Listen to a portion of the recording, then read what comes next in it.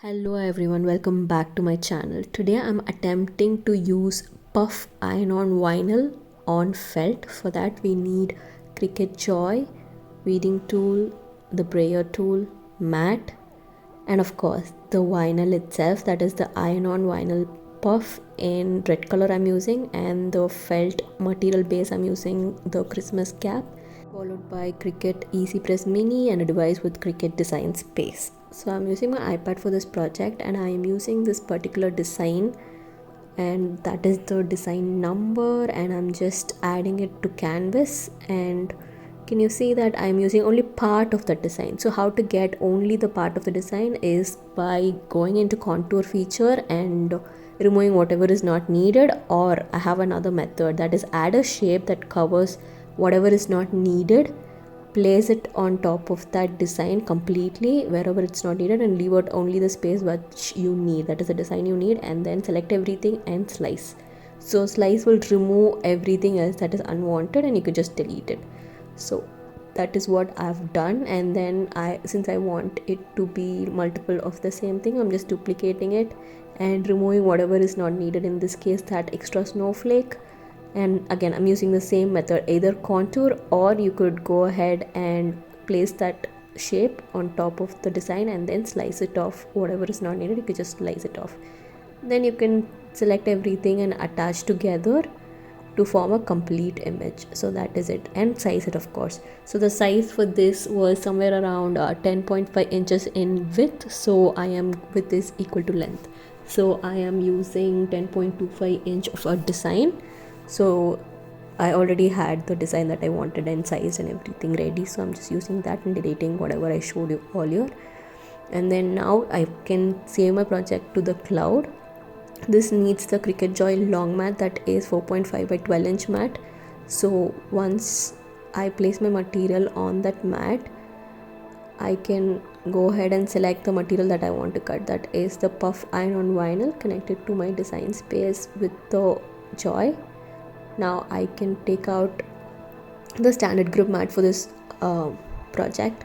You could either use the light grip, but then for iron-on all types of vinyl I always recommend using the green color mat, that is a standard grip mat.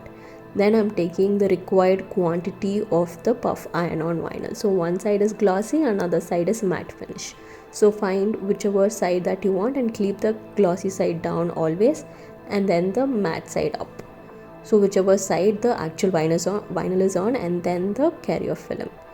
Now I'm just making sure that it is stuck very well to the mat using a brayer tool, and then I am loading it onto my Cricut Joy. So once it loads and reads that I have the correct mat inserted, now it will start to cut after I press go on the Cricut Design Space screen. So you could see that I've speeded up the video to make sure that I'm not taking a lot of time in this video showing the cutting process. And then once it's cut, the design space on the screen that is on your device will show you to unload. So after unloading, you could take out the vinyl and start to weed. So I am using the weeding tool to weed out the design, and iron-on in general is very easy to weed. It is very smooth like a butter because the carrier film is essentially holding on to your design compared to that of the adhesive vinyl. So if you want something like this, you could use reverse weeding method for the normal vinyl, right? So easy to weed and the design will be held on by the transfer tape. But this is a iron-on vinyl, so it already has the carrier film holding on to the design that we need. So you have to remove all the inside parts as well.